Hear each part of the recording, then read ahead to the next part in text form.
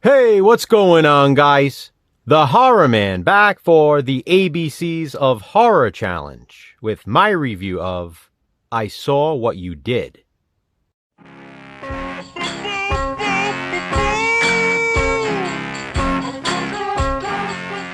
The ABCs of Horror is a challenge in which we go from A to Z. With each letter of the alphabet, we select a horror movie that begins with that letter. Watch it and review it. I've reached the letter I in the ABCs of Horror, and I is for I Saw What You Did. Directed by William Castle, I Saw What You Did is a 1965 black and white horror film. The movie stars John Ireland, Joan Crawford, and Leif Erikson. This here is my Anchor Bay Collector's Edition clamshell VHS release of the film, and I've been wanting to watch it for a while. I originally had something else picked out for the letter I, but then I thought of this. I'm glad I changed my mind, because I Saw What You Did was fantastic. 15-year-old Libby calls her friend Kit on the telephone and invites her over for dinner and to spend the night. Libby's parents will be away until morning and have hired a babysitter for Libby's younger sister, Tess. Just before they leave, however, the babysitter cancels because she's sick. So Libby's parents leave her in charge of Tess. Kit's father drives her to Libby's house, which is in the middle of nowhere, and Libby and Tess give Kit a tour of the grounds. After that, the girls decide to have some fun and make prank phone calls. They get out the trusty phone book and choose numbers at random. I'd say it starts out innocent enough, but it really doesn't. It's sort of a twisted game they're playing. For example, Libby pretends to be the lover of the first guy she calls, who is a married man.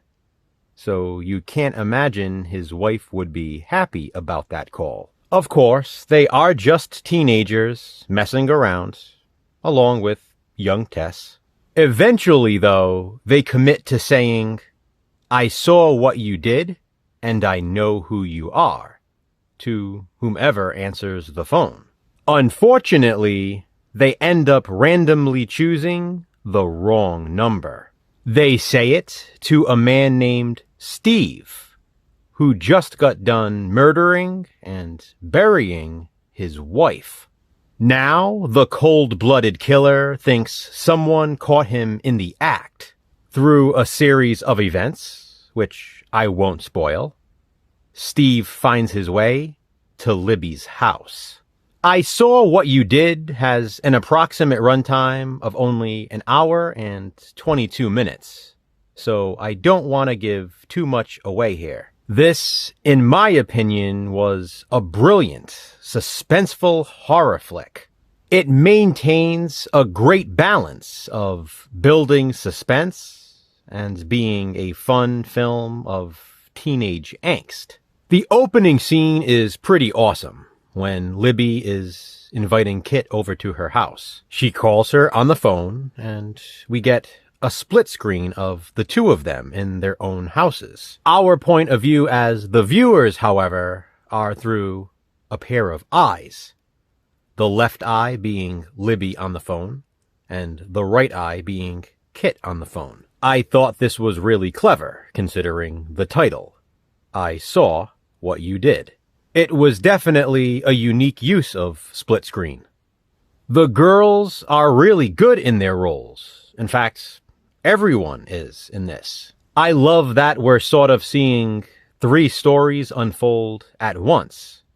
We get the girls at the house making the prank phone calls. We get Steve murdering his wife and disposing of the body.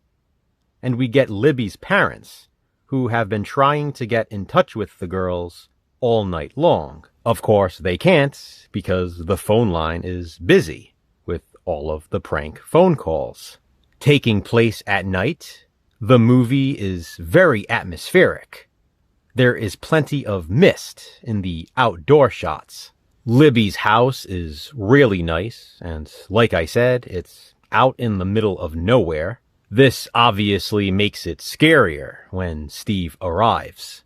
The first kill of the film happens in the shower. Somewhat reminiscent of Psycho. It's actually pretty violent for its time. Again, this was released in 1965. And yes, I said first kill, because there are more than one. Steve, I guess you could say, is ultimately a serial killer. My favorite thing about I Saw What You Did is the concept. Let's be honest. Just about all of us have made a prank phone call at some point in our lives. It's sort of a rite of passage as a teenager. The girls just thought they were playing an innocent game. They were having some fun. That fun quickly turned to fear. And let me just say this. No one is safe in this movie. This killer doesn't care that they're teenagers, and he doesn't care that Tess is just a little girl. After witnessing what he does earlier in the film, this becomes clear. And the movie has a bit of a bold ending as well. As a kid who grew up watching horror, I always loved it when there were child protagonists in the movies. Phantasm, Child's Play, films like that. Well, in I Saw What You Did, that's what we get. The protagonists are two teenage girls and Libby's little sister Tess. It's sort of the ultimate scenario, too. Libby, Tess, and Kit are home alone in the middle of nowhere.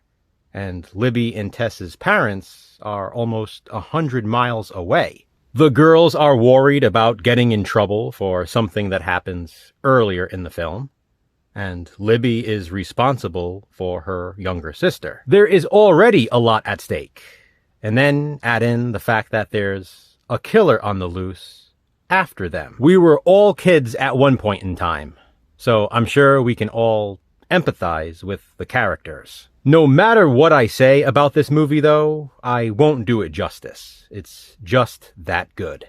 I highly recommend I Saw What You Did.